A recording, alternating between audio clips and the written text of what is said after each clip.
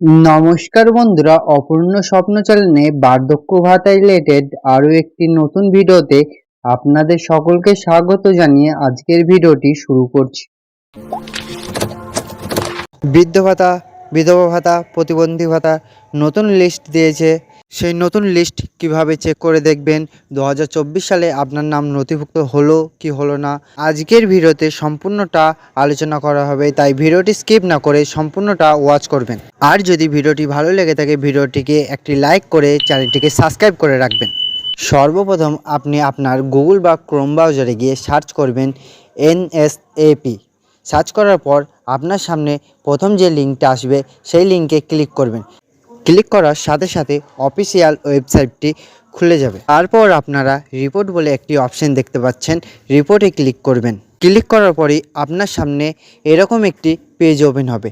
আর এখানে যে 3 নম্বর অপশনটা দেখতে পাচ্ছেন স্টেট ড্যাশবোর্ড, এই ড্যাশবোর্ডে ক্লিক করবেন। ক্লিক করার পর আপনার সামনে আবারও একটি নতুন পেজ ওপেন হবে। আর এই পেজে আপনাকে প্রথম সিলেক্ট করতে হবে আপনার স্টেট, মানে আপনি যে রাজ্যে বাস করেন সেই রাজ্যটিকে এখানে সিলেক্ট করতে হবে। সিলেক্ট করার পর আপনি নিচের অপশানে চলে আসবেন। নিচের অপশানে যখন ক্লিক করবেন এখানে আপনি দুটো অপশান পাবেন।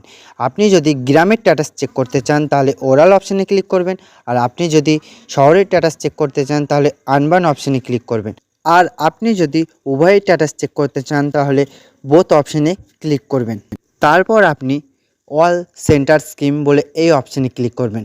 ক্লিক করার পর আপনি যে প্রকল্পের স্ট্যাটাস চেক করে দেখতে চান সেই প্রকল্পটি এখানে সিলেক্ট করবেন। প্রথম স্কিমটি হলো বৃদ্ধ ভাতা, দ্বিতীয় স্কিমটি হলো বিধবা ভাতা, আর তৃতীয় নম্বর যে স্কিমটি দেখতে পাচ্ছেন সেটি হলো প্রতিবন্ধী ভাতা। আর আপনি যে প্রকল্পের নতুন লিস্ট দেখতে চাচ্ছেন সেই প্রকল্পটি এখানে সিলেক্ট করবেন। তারপর পাশে থাকা যে ক্যাপচার কোডটি দেখছেন এখানে বসাবেন। তারপর সাবমিট বলে যে অপশানটি আছে তারপর সাবমিট করবেন। সাবমিট করা হয়ে গেলে কিছুটা নিচের দিকে আসবেন। নিচের দিকে এসে দেখবেন যে এখানে অনেকগুলি ডিস্ট্রিক্টের নাম শো করছে। তারপর আপনার যে ডিস্ট্রিক্ট সেই ডিস্ট্রিক্টে নামে ক্লিক করবেন। ক্লিক করার পর আপনার সামনে আবারও একটা এরকম একটি নতুন পেজ ওপেন হবে। তারপর আপনি আবারও নিচের দিকে চলে আসবেন। তারপর আপনারা এখানে বাম সাইডে সাবডিভিশন অপশানগুলি দেখতে পাবেন। আপনার যে সাবডিভিশন অপশানটি আছে সেটি ক্লিক করবেন। ক্লিক করার পর আপনার সামনে আবার একটি নতুন পেজ ওপেন হবে। সেই নতুন পেজে আবারও আপনি নিচের দিকে চলে আসবেন। নিচের দিকে আসার পর বাম সাইডে আপনি দেখতে পাবেন গ্রাম পঞ্চায়েত। আপনার যে গ্রাম পঞ্চায়েতের নামটি আছে সেই গ্রাম পঞ্চায়েতে আপনি ক্লিক করবেন। ক্লিক করার পর আপনার সামনে আবারও একটি নতুন পেজ ওপেন হবে। তারপর আপনি আবারও নিচের দিকে চলে আসবেন। নিচের দিকে আসার পর দেখতে পাবেন যে নতুন লিস্ট চলে এসছে। আর এই নতুন লিস্টে আপনি দেখতে পাবেন যে আপনার সেনশন অর্ডার নাম্বার, আপনার নাম, আপনার ফাদার নাম, আপনার এজ, আপনি কি প্রকল্পের টাকা পাচ্ছেন, আপনার প্রকল্পটি অ্যাক্টিভ আছে কি ডিঅ্যাক্টিভ হয়ে গেছে।